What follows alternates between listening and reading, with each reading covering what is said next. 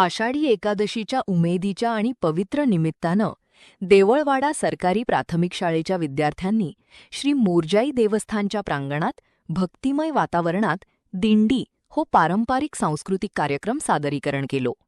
लहान लहान विद्यार्थ्यांनी वारकरी आणि तुळशी वृंदावनाची रूपं घेऊन टाळ मृदंगाच्या तालावर विठ्ठल रखुमाईच्या जयघोषात पुराय परिसर भक्तिरसानं भरून उडयलो. विद्यार्थ्यांच्या या सुंदर सादरीकरणाचे स्थानिक लोकांनी आणि भाविकांनी वड कौतुक केले.